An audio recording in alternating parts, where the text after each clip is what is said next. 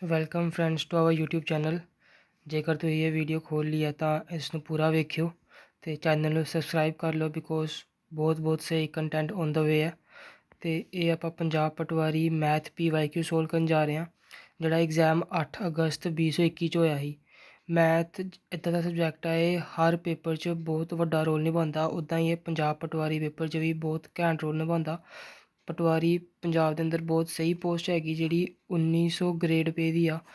ਤੇ ਪਰ ਅਰਨਿੰਗਸ ਬਹੁਤ ਜ਼ਿਆਦਾ ਹੁੰਦੀ, ਕਹਿਣ ਦੀ ਗੱਲ ਨਹੀਂ। ਮਤਲਬ ਇਸ ਮਹਿਕਮੇ 'ਚ ਬਹੁਤ ਜ਼ਿਆਦਾ ਅਰਨਿੰਗ ਹੈ, ਪੈਸੇ ਦੀ ਕਮੀ ਨਹੀਂ ਆਉਂਦੀ। ਸੋ ਸਹੀ ਤਰ੍ਹਾਂ ਪੜ੍ਹਨਾ।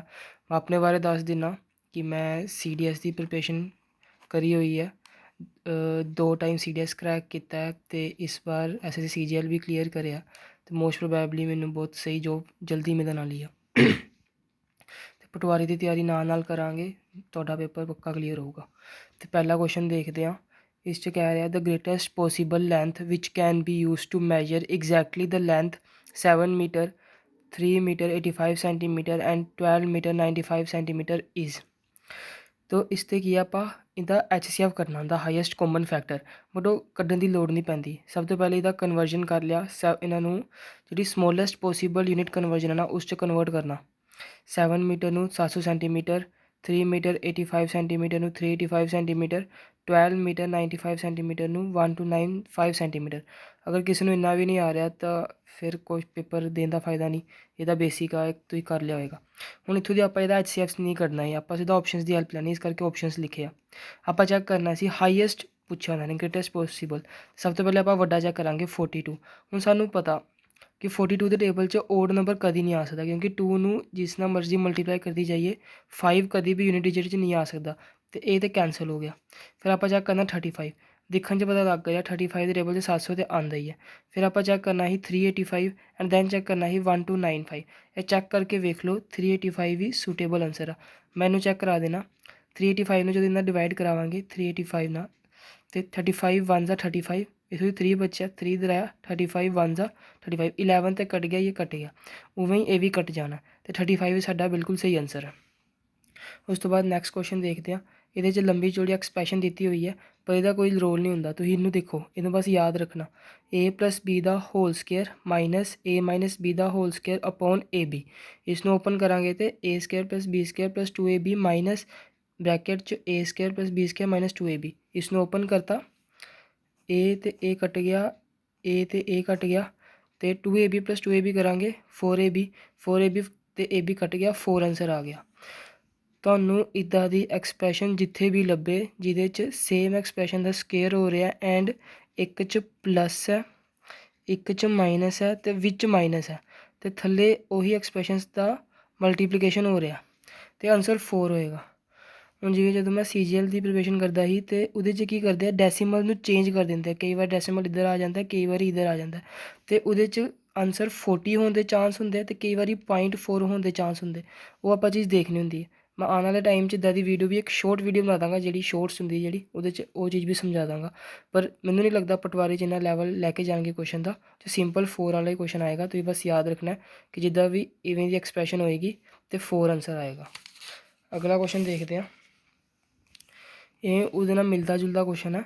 ਇਹਦੇ 'ਚ ਇੱਕ ਐਕਸਪ੍ਰੈਸ਼ਨ ਨੂੰ 3 ਵਾਰੀ ਲਿਖਿਆ, ਫਿਰ ਉਹਨੂੰ ਵੀ 3 ਵਾਰੀ ਲਿਖਿਆ, ਅਤੇ ਥੱਲੇ ਉਹਦਾ ਪਹਿਲੇ ਪ੍ਰੋਡਕਟ ਕਰਾਇਆ, ਫਿਰ ਪਲੱਸ ਕਰਕੇ ਦੋਨਾਂ ਨੂੰ ਮਲਟੀਪਲਾਈ ਕਰਾਇਆ, ਫਿਰ ਪਲੱਸ ਕਰਕੇ ਸੈਕਿੰਡ ਦਾ ਪ੍ਰੋਡਕਟ ਕਰਿਆ। ਅਤੇ ਸਾਨੂੰ ਇਹ ਫੋਰਮੂਲਾ ਪਤਾ ਹੈ AQ - BQ, ਅਤੇ ਥੱਲੇ ਮੈਂ ਇਹਨੂੰ ਲਿਖਤਾ ਕਿਉਂਕਿ ਇਹਨੂੰ ਮੈਂ A ਲਿਆ ਅਤੇ ਇਹਨੂੰ ਮੈਂ B ਲਿਆ, ਅਤੇ ਉਹਨੂੰ ਪੂਰਾ ਸੇਮ ਲਿਖਤਾ ਅਤੇ ਇਹਨੂੰ ਖੋਲ੍ਹਤਾ A - B bracket A² + AB + B², ਅਤੇ ਇਹ ਥੱਲੇ ਆ ਗਿਆ A² + AB + B², ਅਤੇ ਇਸਨੇ ਕੱਟ ਜਾਣਾ, ਅਤੇ ਬਚਣਾ ਕੀ ਹੈ A - B, ਅਤੇ A - B ਕਰ ਦਾਂਗੇ। A ਵੈਲਿਊ ਕੀ ਹੈ 0.8, B ਕੀ ਹੈ 0.5, ਅਤੇ ਆਨਸਰ ਆ ਗਿਆ ਸਾਡਾ 0.3।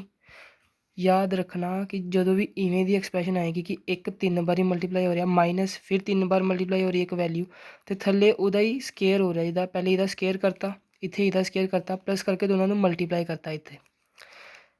ਹੁਣ ਫਿਰ ਉਹੀ ਟ੍ਰਿਕ ਇੱਥੇ ਵੀ ਲੱਗ ਸਕਦੀ ਹੈ ਕਿ ਕਈ ਵਾਰੀ ਇੱਥੇ ਇਸ ਪੁਆਇੰਟ ਨੂੰ ਇੱਦਾਂ ਲੈ ਕੇ ਜਾ ਸਕਦੇ ਆ, ਇੱਦਾਂ ਇੱਥੇ ਲਿਖ ਸਕਦੇ 0.08 ਮਲਟੀਪਲਾਈ 0.08, ਤਾਂ ਫਿਰ ਆਨਸਰ ਥੋੜ੍ਹਾ ਵੈਰੀ ਕਰ ਜਾਂਦਾ। ਉਹ ਮੈਂ ਨੈਕਸਟ ਵੀਡੀਓ 'ਚ ਸੋਲਵ ਕਰਾ ਦਾਂਗਾ। ਪਰ ਫਿਲਹਾਲ PYQ ਦੇ ਹਿਸਾਬ ਨਾਲ ਇੱਦਾਂ ਦੇ ਕੁਐਸਚਨ ਆਏ ਅਤੇ most probably same pattern follow ਹੁੰਦਾ। ਤੁਸੀਂ ਕੋਈ ਵੀ ਪੇਪਰ ਉਠਾ ਕੇ ਦੇਖੋ, ਮੈਂ CDS ਜਦੋਂ ਤਿਆਰੀ ਕਰਦਾ ਸੀ ਤੇ ਸਿਰਫ PYQ ਸੋਲਵ ਕਰਿਆ ਤੇ PYQ ਨਾਲ ਹੀ ਮੈਂ 100 ਤੋਂ 65+ ਹਰ ਵਾਰ ਸਕੋਰ ਕੀਤਾ ਮੈਥ 'ਚ।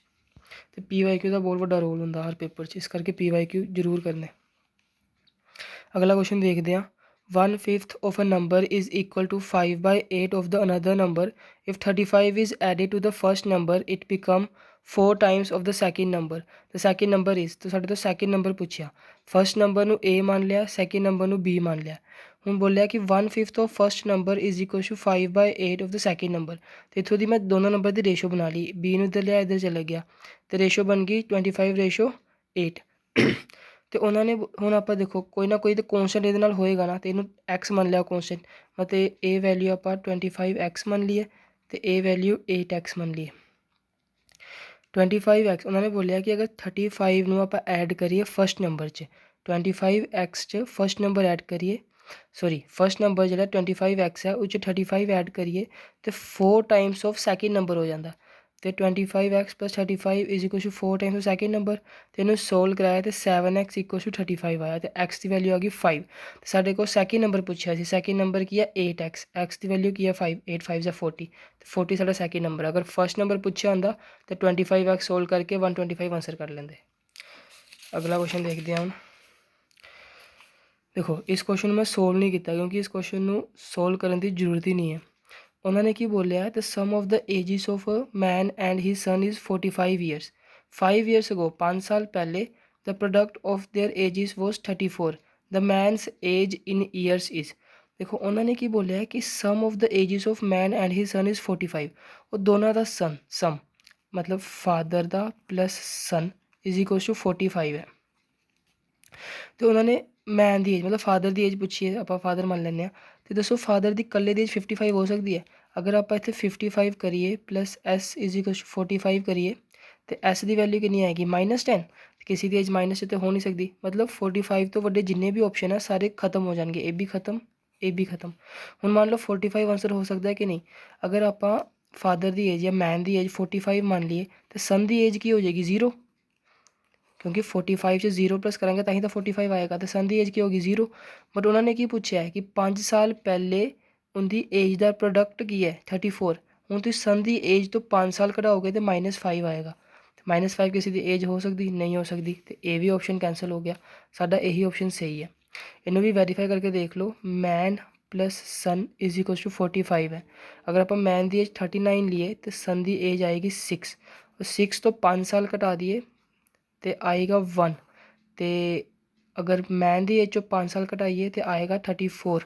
ਤੇ 34 ਤੇ 1 ਨੂੰ ਮਲਟੀਪਲਾਈ ਕਰਾਈਏ ਤਾਂ ਆਏਗਾ 34, ਜੋ ਕਿ ਪ੍ਰੋਡਕਟ ਦਿੱਤਾ ਹੋਇਆ। ਤੇ ਸਾਡਾ ਇਹੀ ਆਪਸ਼ਨ ਸਹੀ। 2 ਆਪਸ਼ਨ ਇਵੇਂ ਐਲੀਮੀਨੇਟ ਹੋ ਗਏ, ਇਹ ਵੀ ਥੋੜ੍ਹਾ ਜਿਹਾ ਹੀ ਬਸ ਇਹ ਵੀ ਐਲੀਮੀਨੇਟ ਹੋ ਗਿਆ ਆਪਸ਼ਨ ਤੇ ਆਨਸਰ ਆ ਗਿਆ, ਸੋਲਵ ਕਰਨ ਦੀ ਵੀ ਜ਼ਰੂਰਤ ਨਹੀਂ ਸੀ। ਅਗਲਾ ਕੁਐਸਚਨ ਦੇਖਦੇ ਹਾਂ। A student scores 55% marks in 8 papers of 100 marks each. He scores 15% of the total marks in English. How much does he score in English? ਉਹਨਾਂ ਨੇ ਬੋਲਿਆ ਕਿ 8 ਪੇਪਰ ਹੈ 100 ਨੰਬਰ ਦੇ, ਮਤਲਬ ਟੋਟਲ 800 ਨੰਬਰ ਹੋ ਗਏ ਤੇ ਉਹਨੇ 55% ਸਕੋਰ ਕੀਤਾ। ਤੇ ਅੱਗੇ ਉਹਨਾਂ ਨੇ ਬੋਲਿਆ ਕਿ ਜਿਹੜੇ 55% ਸਕੋਰ ਕੀਤਾ ਨਾ ਉਹਦੇ 'ਚੋਂ ਵੀ 15% ਜਿਹੜਾ ਉਹਨਾਂ ਨੇ ਇੰਗਲਿਸ਼ ਸਕੋਰ ਕੀਤਾ। ਦੱਸੋ ਇੰਗਲਿਸ਼ 'ਚ ਕਿੰਨਾ ਸਕੋਰ ਕੀਤਾ ਹੋਏਗਾ? ਤੇ ਆਪਾਂ ਕੀ ਕਰਨਾ 15% ਆਫ 55% ਆਫ 800। ਤੇ ਉਹੀ ਮੈਂ ਕੀਤਾ 15% ਆਫ 85% ਆਫ 8 × 100 ਜਿਹੜਾ ਕਿ 66 ਦੇ ਬਰਾਬਰ ਹੁੰਦਾ। ਕੁਐਸਚਨ ਬਿਲਕੁਲ ਨਹੀਂ ਸੀ, ਬਿਲਕੁਲ ਜਿਸ ਨੇ ਮਤਲਬ ਇੰਗਲਿਸ਼ ਸਮਝ ਲਈ ਇਹਦੀ ਉਹਦਾ ਆਨਸਰ ਆ ਜਾਣਾ ਸੀ। ਕਿ ਮਤਲਬ ਉਹਨਾਂ ਨੇ ਬੋਲਿਆ ਕਿ 8 ਪੇਪਰ 100 ਨੰਬਰ ਦੇ 800 ਨੰਬਰ ਟੋਟਲ ਮਾਰਕਸ ਹੋ ਗਏ। ਉਹਦੇ 'ਚ ਉਸਨੇ 55% ਸਕੋਰ ਕੀਤਾ, ਠੀਕ ਹੈ। ਤੇ ਉਸ 55% 'ਚੋਂ ਵੀ 15% ਇੰਗਲਿਸ਼ 'ਚ ਆਏ ਹੈ। ਤੇ ਇੰਗਲਿਸ਼ ਦੱਸੋ ਕਿੰਨਾ ਸਕੋਰ ਹੋਏਗਾ? ਤੇ ਸਿੰਪਲ ਇੱਕ ਐਕਸਪ੍ਰੈਸ਼ਨ 'ਚ ਆਨਸਰ ਆ ਗਿਆ ਸਾਡਾ। ਇਹ ਕੁਐਸਚਨ ਅੱਛੇ ਲੈਵਲ ਦਾ ਕੁਐਸਚਨ ਹੈ, ਇਹ ਕੁਐਸਚਨ ਧਿਆਨ ਨਾਲ ਦੇਖਣਾ। Fresh grapes contains 80% water while dry grapes contains 10% water. If the weight of the dry grapes is 250 kg, what was its total weight in kg when it was fresh? ਉਹਨਾਂ ਨੇ ਬੋਲਿਆ ਹੈ ਕਿ ਫਰੈਸ਼ ਗ੍ਰੇਪਸ ਜਿਹੜੇ ਆ 80% water ਹੁੰਦਾ ਅਤੇ dry grapes 'ਚ 10% ਵਾਟਰ ਹੁੰਦਾ। If the weight of the dry grapes is 250 kg then what is the total weight of fresh. ਕਿ ਅਗਰ ਡਰਾਈ ਗ੍ਰੇਪਸ ਦਾ ਵੇਟ 250 ਕਿਲੋ ਹੈ, ਦੱਸੋ ਜਦੋਂ ਉਹ ਫਰੈਸ਼ ਸੀ ਅਤੇ ਉਹਦਾ ਵੇਟ ਕਿੰਨਾ ਸੀ। ਅਤੇ ਫਰੈਸ਼ ਦਾ ਲਿਖਿਆ ਮੈਂ, ਫਰੈਸ਼ 'ਚ ਵਾਟਰ ਕਿੰਨਾ ਪਰਸੈਂਟੇਜ 'ਚ 80 ਤੇ ਪਲਪ ਹੁੰਦਾ ਕੀ ਮਤਲਬ ਜਿਹੜੇ ਛਿਲਕੇ ਹੁੰਦੇ ਜਿੱਥੇ ਮਤਲਬ ਜਿੱਦਾਂ ਆਪਾਂ ਸੰਤਰਾ ਖਾਂਦੇ ਤਾਂ ਉਹਦਾ ਛਿਲਕਾ ਜਿਹਾ ਹੁੰਦਾ ਜਿਹੜਾ ਉਹ ਪਲਪ, ਤੇ ਉਹ 20% ਹੈ। ਤੇ ਡਰਾਈ 'ਚ ਕੀ ਹੈ 10% ਵਾਟਰ ਹੈ ਤੇ 90% ਪਲਪ ਹੈ। ਤੇ ਪਲਪ ਕੀ ਹੈ ਸੇਮ ਹੈ, ਪਾਣੀ ਘੱਟ ਵੱਧ ਹੋ ਸਕਦਾ। ਤੁਸੀਂ ਦੇਖਿਆ ਹੋਏਗਾ ਇੱਕ ਸੰਤਰਾ ਪੂਰਾ ਵੱਡਾ, ਇੱਕ ਸੰਤਰਾ ਛੋਟਾ ਜਿਹਾ, ਇਸ ਦੇ ਅੰਦਰ ਪਾਣੀ ਘੱਟ ਵੱਧ ਹੋ ਸਕਦਾ, ਪਰ ਜਿਹੜਾ ਇਹਦਾ ਪਲਪ ਹੁੰਦਾ ਉਸ ਦਾ ਵੇਟ ਹਮੇਸ਼ਾ ਸੇਮ ਰਹਿੰਦਾ। ਮਤਲਬ ਇਹ ਜਿਹੜਾ 20 ਹੈ ਤੇ 90 ਇਹ ਦੋਨਾਂ 'ਚ ਇੰਡੀਵਿਜੂਅਲੀ ਸੇਮ ਰਹੇਗਾ। ਤੇ ਹੁਣ ਦੇਖੋ ਪਲਪ ਸੇਮ ਰਹਿਣਾ ਮਤਲਬ ਜਿੰਨਾ ਡਰਾਈ ਦਾ ਪਲਪ ਹੈ ਜਿੰਨਾ ਮਰਜ਼ੀ kg ਹੋਏ, ਉਹ 'ਚ ਕੁਐਸਚਨ ਸਾਨੂੰ 250 ਗਿਵਨ ਹੈ, ਮੰਨ ਲਓ ਕਿੰਨਾ ਵੀ ਗਿਵਨ ਹੋਏ ਉਹਦਾ 90% is equals to 20% of fresh fruit ਦੇ ਹੋਏਗਾ। ਬਸ ਇੰਨਾ ਯਾਦ ਰੱਖੋ, ਸਿੰਪਲ ਅਗਰ ਬੋਲਾਂ ਤੇ ਕਿ ਤੁਸੀਂ ਵਾਟਰ ਸਾਨੂੰ ਕੁਐਸਚਨ 'ਚ ਗਿਵਨ ਹੋਏਗਾ, ਤੁਸੀਂ ਉਹਦਾ ਪਲਪ ਕੱਢ ਲੈਣਾ, ਪਲਪ ਕੱਢ ਕੇ ਤੇ ਕੰਪੈਰੀਜ਼ਨ ਕਰਾ ਦੇਣਾ। ਕੰਪੈਰੀਜ਼ਨ ਮੰਨ ਪਹਿਲੇ ਕੁਐਸਚਨ ਦੇਖ ਲਓ 90% ਆਫ 250 ਡਰਾਈ ਵੇਟ ਸਾਨੂੰ ਕਿੰਨਾ ਗਿਵਨ ਹੈ, ਡਰਾਈ ਗ੍ਰੇਪਸ ਦਾ ਸਾਨੂੰ ਵੇਟ ਗਿਵਨ ਹੈ 250 ਤੇ ਆਪਾਂ ਲੈਣਾ ਕਿੰਨੂੰ ਹੈ ਪਲਪ ਨੂੰ, ਤੇ 90% ਆਫ 250 ਇਕੁਅਲਸ ਟੂ 20, ਇਹਦਾ 20 ਲੈਣਾ ਪਲਪ, 20% ਆਫ x ਕਰਤਾ, ਇੱਥੋਂ ਦੀ x ਦੀ ਵੈਲਿਊ 1 2 to 5 ਆ ਗਈ। ਆਉਣ ਵਾਲੇ ਪੇਪਰ 'ਚ ਹੋ ਸਕਦਾ ਤੁਹਾਨੂੰ ਫਰੈਸ਼ ਗ੍ਰੇਪਸ ਦਾ ਵੇਟ ਦਿੱਤਾ ਹੋਏ, ਠੀਕ ਹੈ। ਤੇ ਤੁਸੀਂ ਕੀ ਕਰਨਾ ਹੈ 20% ਆਫ ਜੋ ਵੀ ਫਰੈਸ਼ ਗ੍ਰੇਪਸ ਦਾ ਵੇਟ ਦਿੱਤਾ ਹੋਏਗਾ ਉਹਨੂੰ ਇੱਥੇ ਲਿਖ ਦੇਣਾ is equals to 90% of x ਲਿਖ ਦੇਣਾ ਤੇ x ਦੀ ਵੈਲਿਊ ਕੱਢ ਲੈਣੀ। ਬਸ ਇੰਨਾ ਯਾਦ ਰੱਖਣਾ ਕਿ ਕੰਪੈਰੀਜ਼ਨ ਪਲਪ 'ਚ ਹੋਣਾ, ਵਾਟਰ 'ਚ ਨਹੀਂ ਹੋਣਾ, ਬਿਕੋਜ਼ ਵਾਟਰ ਦੋਨਾਂ 'ਚ ਵੈਰੀ ਕਰ ਸਕਦਾ, ਪਲਪ ਦੋਨਾਂ 'ਚ ਸੇਮ ਰਹਿਣੀ ਹੈ। ਤੇ ਪਰਸੈਂਟੇਜ ਜਿੰਨੀ ਹੋਏਗੀ ਤੇ ਜਿੰਨਾ ਇੱਕ ਦਾ ਵੇਟ ਦਿੱਤਾ ਹੋਏਗਾ ਦੂਜੇ ਦਾ ਵੇਟ ਕੱਢਣਾ, ਇੱਕ ਦੀ ਵੈਲਿਊ ਚੱਕੋ ਉਹਦਾ ਉਨਾ % ਕੱਢੋ ਜਿੰਨਾ ਵੇਟ ਗਿਵਨ ਹੈ ਤੇ ਸੈਕਿੰਡ ਨਾਲ x ਲੈ ਕੇ ਇਕੁਏਟ ਕਰਾ ਦਿਓ, ਤੁਹਾਡੇ ਕੋਲ ਆਨਸਰ ਆ ਜਾਏਗਾ। ਅਗਰ ਕੁਐਸਚਨ ਬਾਈ ਚਾਂਸ ਕੋਈ ਇੱਕ ਜਣਾ ਵੀ ਇਸ ਵੀਡੀਓ ਨੂੰ ਦੇਖੇਗਾ, ਬਿਕੋਜ਼ ਇਹ ਨਿਊ ਚੈਨਲ ਹੈ ਤੇ ਪਤਾ ਨਹੀਂ ਕੋਈ ਦਿਖੇਗਾ ਨਹੀਂ ਦਿਖੇਗਾ, ਇੱਕ ਜਣਾ ਵੀ ਅਗਰ ਇਸ ਵੀਡੀਓ ਨੂੰ ਦੇਖ ਰਿਹਾ ਤੇ ਉਹਨੂੰ ਕੋਈ ਕੁਐਸਚਨ ਸਮਝ ਨਹੀਂ ਆਇਆ ਤੇ ਉਹ ਕਮੈਂਟ ਡਾਊਨ ਕਰ ਸਕਦਾ ਕਿ ਇਹ ਕੁਐਸਚਨ ਸਮਝ ਨਹੀਂ ਆਇਆ, ਮੈਂ ਉਹਦੀ ਦੁਬਾਰਾ ਵੀਡੀਓ ਬਣਾ ਕੇ ਅਪਲੋਡ ਕਰ ਦਾਂਗਾ, ਕੋਈ ਨਾ ਵੱਡਾ ਇਸ਼ੂ ਨਹੀਂ ਹੈ। ਅਗਲਾ ਕੁਐਸਚਨ ਦੇਖਦੇ ਹਾਂ, ਇਹ ਬਹੁਤ ਆਸਾਨ ਕੁਐਸਚਨ ਹੈ। If x ratio y 7:3 then the value of xy plus y square upon x square minus y square. ਦੇਖੋ ਇਹਨੂੰ ਆਪਾਂ 7x 3x ਜਾਂ 7a 3a ਲੈ ਕੇ ਵੀ ਸੋਲਵ ਕਰ ਸਕਦੇ ਹਾਂ, ਕੋਈ ਉਹਦੀ ਜ਼ਰੂਰਤ ਨਹੀਂ ਹੁੰਦੀ, ਡਾਇਰੈਕਟਲੀ ਆਪਾਂ ਵੈਲਿਊ ਪੁੱਟ ਕਰਨੀ ਹੈ ਤਾਂ ਆਨਸਰ ਆ ਜਾਂਦਾ। ਇਹ ਤੁਸੀਂ ਡਾਇਰੈਕਟ ਸੋਲਵ ਕਰਕੇ ਦੇਖ ਸਕਦੇ ਹੋ, ਸੋਲੂਸ਼ਨ ਮੈਂ ਕਰਿਆ ਹੋਇਆ, ਜ਼ੂਮ ਵੀ ਕਰ ਦੇਣਾ, ਥੋੜਾ ਦੇਖ ਲਿਓ। ਇਹ ਆਸਾਨ ਕੁਐਸਚਨ ਹੈ, ਇੱਦਾਂ ਦੇ ਕੁਐਸਚਨ ਨੰਬਰ ਬਣਾਉਂਦੇ। ਇਹ ਕੁਐਸਚਨ ਵੀ ज़्यादा तगड़ा लेवल नहीं कह सकते पर ठीक ठाक लेवल का। क्वेश्चन रीड करते हैं। Work done by A in 1 day is half of the work done by B in 1 day. Work done by B is half of the work done by C in 1 day. If C alone can complete the work in 7 days, in how many days can A B and C together complete the work. देखो A B C जिन्ना काम B करता एक दिन उदा half करता ए, जिन्ना काम सी करता एक दिन उदा हाफ करता बी। रेशो कंबाइनेशन सारे आती 1:2:4। अगर बाई चांस नहीं आती ਜਿਹੜਾ ਇਹ ਜਿੰਨੀ ਵੈਲਿਊ a ਹੈ ਉਨਾ ਹੀ ਇਸ ਨੂੰ ਬਣਾਉਣਾ ਤੇ ਦੋਨਾਂ ਨੂੰ ਇਕੁਅਲ ਕਰਨਾ ਹੈ। ਹੁਣ ਇਹ 2 ਹੈ ਇੱਥੇ 1 ਹੈ, ਇਹਨੂੰ 2 ਕਿੱਦਾਂ ਕਰਾਂਗੇ ਮਲਟੀਪਲਾਈ ਬਾਈ 2 ਕਰ ਦਾਂਗੇ ਤੇ ਇਹਨੂੰ ਮਲਟੀਪਲਾਈ 1 ਕਰਾਂਗੇ ਯਾਦ ਕਰਨ ਲਈ, ਤੇ ਇਹਨੂੰ ਜਦੋਂ ਸੋਲਵ ਕਰਾਂਗੇ ਸਾਡੇ ਕੋਲ ਰੇਸ਼ੋ ਆਫ ਐਫੀਸ਼ੀਐਂਸੀ ਆ ਜਾਏਗੀ। ਹੁਣ ਦੇਖੋ C ਦੀ ਐਫੀਸ਼ੀਐਂਸੀ ਕਿੰਨੀ ਆਈ 4, ਉਹ ਇੱਕ ਦਿਨ 'ਚ 4 ਕੰਮ ਕਰਦਾ ਤੇ ਉਹਨੇ ਟਾਈਮ ਕਿੰਨਾ ਲਿਆ 7 ਦਿਨ। ਇੱਕ ਦਿਨ 'ਚ 4 ਕਰਦਾ 7 ਦਿਨ 'ਚ ਕਿੰਨਾ ਕਰੇਗਾ 28, ਇਹ ਟੋਟਲ ਵਰਕ ਹੋ ਗਿਆ 28 ਸਾਡਾ ਟੋਟਲ ਵਰਕ ਹੋ ਗਿਆ। ਤੇ ਕੰਬਾਈਨ ਐਫੀਸ਼ੀਐਂਸੀ ਉਹਨਾਂ ਨੇ ਪੁੱਛਿਆ ਕਿ ਤਿੰਨੇ ਮਿਲ ਕੇ ਕਿੰਨੀ ਦੇਰ 'ਚ ਕਰਨਗੇ। ਕੰਬਾਈਨ ਐਫੀਸ਼ੀਐਂਸੀ ਕੀ 4 2 6 1 7 ਪਲੱਸ 7 ਆ ਗਿਆ ਤੇ ਟਾਈਮ ਦੋਨਾਂ ਕਿੰਨਾ ਹੋਏਗਾ total work divided by total efficiency.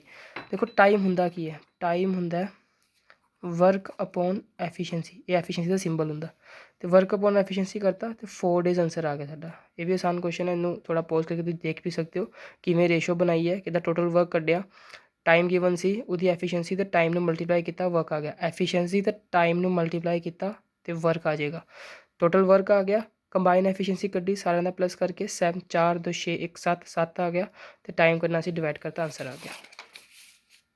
अगला क्वेश्चन करते हैं, ये क्वेश्चन भी अच्छा है। A man boat apples at a rate of 8 ₹4.34 and sold them at a rate of 12 ₹4.57.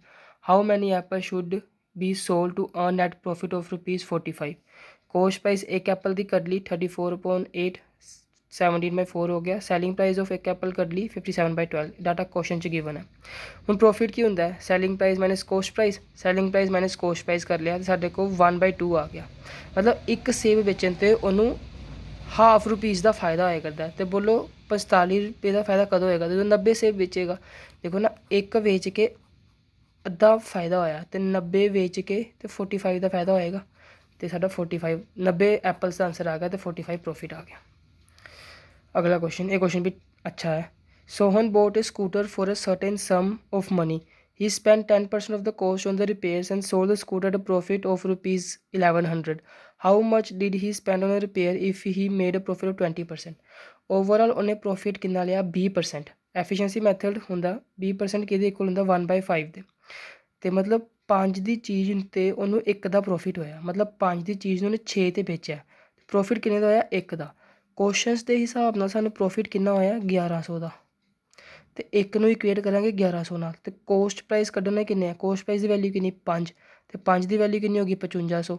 10% of the cost price ਉਹਨੇ ਰਿਪੇਅਰ ਤੇ ਲਾਇਆ, 10% ਆਫ 5500 ਕਿੰਨਾ ਹੋ ਗਿਆ 550। ਸਾਡਾ ਆਨਸਰ ਆ ਗਿਆ। ਆਸਾਨ ਕੁਐਸਚਨ। ਇਹ ਕੁਐਸਚਨ ਵੀ ਅੱਛਾ ਮੇਨਸ ਲੈਵਲ ਦਾ ਸੀ, ਮੇਨਸ ਚਾਹੁੰਦੇ ਸੀਜੀਐਲ ਮੇਨਸ ਚਾਹੁੰਦੇ ਇੱਦਾਂ ਦੇ question. A can complete a work in 18 days, B in 20 days, C in 30 days. B and C together start a work and forced to leave after 2 days. Then time taken by A alone to complete the remaining work. A 18 ਦਿਨ 'ਚ ਕਰਦਾ, B 20 ਦਿਨ 'ਚ ਕਰਦਾ, C 30 ਦਿਨ 'ਚ ਕਰਦਾ। ਤੇ A ਦਾ LCM 180। ਇਹ ਆਪਾਂ ਲਿਆ ਟੋਟਲ ਵਰਕ। ਇੱਥੋਂ ਦੀ ਇਹਦੀ ਆਈ ਐਫੀਸ਼ੀਐਂਸੀ, ਡਿਵਾਈਡ ਕਰਾ ਕੇ ਐਫੀਸ਼ੀਐਂਸੀ ਆਈ। ਸਾਰਿਆਂ ਨੂੰ ਡਿਵਾਈਡ ਕਰਾਇਆ ਐਫੀਸ਼ੀਐਂਸੀ ਆ ਗਈ। ਮਤਲਬ A ਇੱਕ ਦਿਨ 'ਚ 10 ਕਰਦਾ, B ਇੱਕ ਦਿਨ 'ਚ 9, C ਇੱਕ ਦਿਨ 'ਚ 6। ਤੇ B ਤੇ C ਮਿਲ ਕੇ ਇੱਕ ਦਿਨ 'ਚ ਕਿੰਨਾ ਕਰਨਗੇ 9 ਤੇ 6 15। 2 ਦਿਨ 'ਚ ਕਿੰਨਾ ਕਰਨਗੇ 30, ਕਿਉਂਕਿ ਉਹਨਾਂ ਨੇ ਬੋਲਿਆ ਉਹਨਾਂ ਨੇ 2 ਦਿਨ ਕੰਮ ਕੀਤਾ ਫਿਰ ਛੱਡ ਗਏ। 30 ਕੰਮ B ਤੇ C ਕਰ ਦਿੱਤਾ ਤੇ ਫਿਰ ਛੱਡ ਗਏ। ਤੇ ਬਚਿਆ ਕਿੰਨਾ 180 'ਚੋਂ 30 ਮਾਈਨਸ ਕਰਾਂਗੇ 150। ਠੀਕ ਹੈ।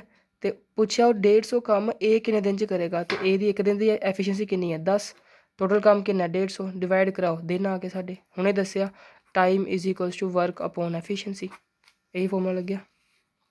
ਅਗਲਾ question, an aeroplane flies twice as fast as train which cover 60 kilometre in 80 minutes. What distance will aeroplane cover in 20 minutes.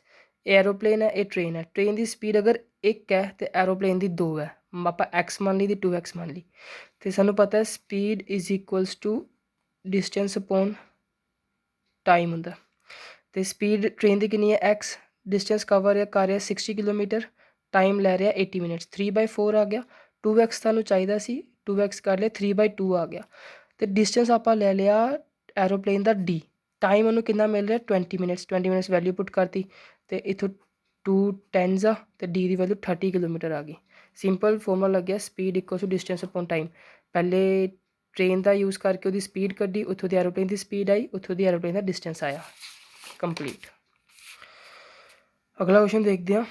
A and B ਹੋ ਸਕਦਾ ਹੈ ਕਿ ਇਹ ਵੀਡੀਓ ਵਿੱਚ ਪੋਜ਼ ਹੋ ਜਾਏ ਜਾਂ ਸਟੋਪ ਕਰਦਾ ਮੈਂ, ਤੇ ਇਹਦਾ ਨੈਕਸਟ ਪਾਰਟ ਜ਼ਰੂਰ ਆਏਗਾ, ਉਹ ਤੁਸੀਂ ਸੋ ਦੇਖ ਲਿਓ ਜ਼ਰੂਰ। ਇਹ ਦੇਖੋ 31 ਲਿਖਿਆ ਹੋਇਆ, ਕਿਉਂਕਿ ਕੁਐਸਚਨ ਨੰਬਰ 31 ਸੀ ਤੇ ਮੈਂ ਉਸ ਫਲੋ 'ਚ ਲਿਖ ਦਿੱਤਾ।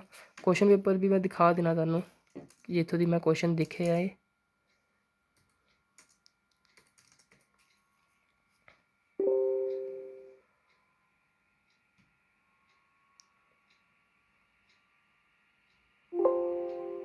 ਚਲੋ ਬਾਅਦ 'ਚ ਦਿਖਾ ਦਾਂਗਾ, ਲੈਪਟਾਪ ਅਜੇ ਓਪਨ ਨਹੀਂ ਹੋ ਰਿਹਾ।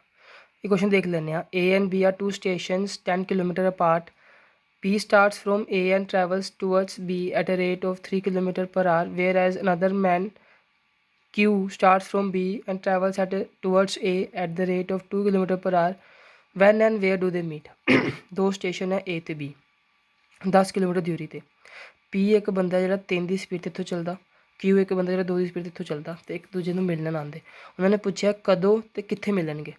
ਜਦੋਂ ਵੀ ਇੱਕ ਦੂਜੇ ਵੱਲ ਦੋ ਜਣੇ ਆਉਂਦੇ ਹੋਣ ਤੇ ਰਿਲੇਟਿਵ ਸਪੀਡ ਪਲੱਸ ਹੁੰਦੀ ਹੈ, ਜਦੋਂ ਇੱਕ ਦੂਜੇ ਤੋਂ ਦੂਰ ਜਾ ਰਹੇ ਹੋਣ ਤੇ ਮਾਈਨਸ ਹੁੰਦੀ ਹੈ। ਇਹਨਾਂ ਹੁਣ ਇੱਕ ਦੂਜੇ ਦੇ ਵੱਲ ਆ ਰਹੇ ਇਸ ਕਰਕੇ ਰਿਲੇਟਿਵ ਸਪੀਡ ਪਲੱਸ ਹੋਏਗੀ। 3 + 2 5, ਓਵਰਆਲ ਸਪੀਡ ਕਿੰਨੀ ਹੋਗੀ 5। ਡਿਸਟੈਂਸ ਕਿੰਨਾ ਕਵਰ ਕਰਨਾ 10। ਟਾਈਮ ਕਿੰਨਾ ਲੈਣਗੇ t ਲੈ ਲਿਆ, t ਕਿੰਨਾ ਆ ਗਿਆ 2 ਆਵਰਸ। ਤੇ ਮਤਲਬ 2 ਘੰਟਿਆਂ 'ਚ ਉਹ ਡਿਸਟੈਂਸ ਇੱਕ ਦੂਜੇ ਨੂੰ ਮਿਲ ਲੈਣਗੇ। ਹੁਣ ਪੁੱਛਿਆ ਕਿ ਕਿੱਥੇ ਮਿਲਣਗੇ ਤੇ ਉਹ ਆਪਸ਼ਨ ਸਾਰੇ ਜਿਹੜੇ ਦਿੱਤੇ ਸੀ ਨਾ ਕੁਐਸਚਨ 'ਚ ਉਹ A ਤੋਂ ਦਿੱਤੇ ਸੀ ਕਿ A ਤੋਂ ਕਿੰਨੀ ਦੂਰੀ ਤੇ ਉਹ ਮਿਲ ਜਾਣਗੇ। ਤੇ ਡਿਸਟੈਂਸ ਵੇਅਰ ਦੇ ਮੀਟ ਫਰੋਮ A, ਤੇ ਸਪੀਡ ਕਿੰਨੀ ਹੈ A ਵਾਲੇ ਦੀ 3, ਉਹ 3 ਸਪੀਡ ਲਿਖੀ। ਡਿਸਟੈਂਸ ਆਪਾਂ ਕੱਢਣਾ ਕਿ ਕਿੰਨੀ ਦੂਰੀ ਤੇ ਮਿਲੇਗਾ, ਉਹ D ਲਿਖਿਆ। ਤੇ ਟਾਈਮ ਕਿੰਨਾ ਲੱਗਣਾ 2 ਆਵਰਸ ਲੱਗਣੇ ਮਿਲਣ 'ਚ ਤੇ 2 ਲਿਖਿਆ। ਤੇ D ਕਿੰਨਾ ਆ ਗਿਆ 6 kilometre from A। By chance ਉਹਨਾਂ ਨੇ ਪੁੱਛਿਆ ਹੁੰਦਾ ਕਿ B ਤੋਂ ਕਿੰਨੀ ਦੂਰੀ ਤੇ ਮਿਲਣਗੇ ਤੇ ਆਪਾਂ B ਵਾਲੇ ਬੰਦੇ ਦੀ ਸਪੀਡ ਲੈਣੀ। ਹੁਣ A ਤੋਂ ਕੱਢਿਆ ਤੇ A ਵਾਲੇ ਬੰਦੇ ਦੀ ਸਪੀਡ ਲਈ ਹੈ, ਇੱਦਾਂ ਕੀਤਾ। ਇਹ ਕੁਐਸਚਨ ਆਸਾਨ ਹੈ, ਜਲਦੀ ਦੇਖ ਲਓ ਇਹਨੂੰ ਵੀ। If an amount doubles in 6 years, how much will it be in 8 years। Simple ਰਸ਼ ਦਾ ਫਾਰਮੂਲਾ, देखो डबल हो रही है मतलब इंटरस्ट किहदे इक्वल होएगा, प्रिंसीपल दे इक्वल, तो आर इत्थों दी आ गया 100/6, कट गया सारा 100/6 आ गया। ਹੁਣ ਸਿੰਪਲ ਇੰਟਰਸਟ ਦੁਬਾਰਾ ਕੱਢਿਆ 8 ਸਾਲ ਵਾਸਤੇ ਤੇ ਉਹ ਕੀ ਆਇਆ 4/3 ਆਫ ਪੀ। 4/3 ਨੂੰ ਆਪਾਂ ਲਿਖ ਸਕਦੇ ਹਾਂ 1/3 ਆਫ ਪੀ। ਸਾਡਾ ਇਹੀ ਆਂਸਰ ਹੈ 1/3 ਆਫ ਟਾਈਮਸ। ਆਲਦੋ ਇਸ ਕੁਐਸਚਨ 'ਚ ਨਾ ਡਾਟਾ ਪੂਰਾ ਨਹੀਂ ਦਿੱਤਾ ਹੋਇਆ ਕਿ ਕਿਸ ਹਿਸਾਬ ਨਾਲ ਸੋਲਵ ਕੀਤਾ, ਪਰ ਮੈਂ ਦੋਨੋਂ ਤਰ੍ਹਾਂ ਸੋਲਵ ਕਰਕੇ ਦੇਖਿਆ, ਸਿੰਪਲ ਇੰਟਰਸਟ ਕੰਪਾਊਂਡ ਇੰਟਰਸਟ, ਤੇ ਮੋਸਟ ਜੋ ਸੂਟੇਬਲ ਲੱਗਿਆ ਉਹ ਇਹੀ ਆਪਸ਼ਨ ਸੈਟੀਸਫਾਈ ਕਰ ਰਿਹਾ ਤੇ ਇਹੀ ਇਹਦਾ ਆਂਸਰ ਹੋਏਗਾ। ਸੈਕਿੰਡ ਪਾਰਟ ਇਸ ਵੀਡੀਓ ਦਾ ਜ਼ਰੂਰ ਆਏਗਾ ਬਿਕੋਜ਼ ਹੁਣ ਐਕਚੁਅਲੀ ਸਟੋਰੇਜ ਖਤਮ ਹੋਣ ਲੱਗੀ ਹੈ फ़ोन ਦੀ ਤੇ ਵੀਡੀਓ ਖਤਮ ਹੋ ਜਾਏਗੀ, ਤੇ ਇਸ ਵੀਡੀਓ ਨੂੰ ਅਪਲੋਡ ਕਰਕੇ ਨੈਕਸਟ ਪਾਰਟ ਇਸ ਦਾ ਅਪਲੋਡ ਕਰਾਂਗਾ। ਪੱਕਾ ਦੇਖਿਓ, ਆਪਣੇ ਫਰੈਂਡਸ ਨੂੰ ਸ਼ੇਅਰ ਕਰੋ। ਇਸ ਸਾਲ 'ਚ ਜੋਬ ਪੱਕੀ ਆ, ਬਸ ਪੜ੍ਹਦੇ ਰਹੋ ਪੜ੍ਹਦੇ ਰਹੋ। Thank you and thank you so much.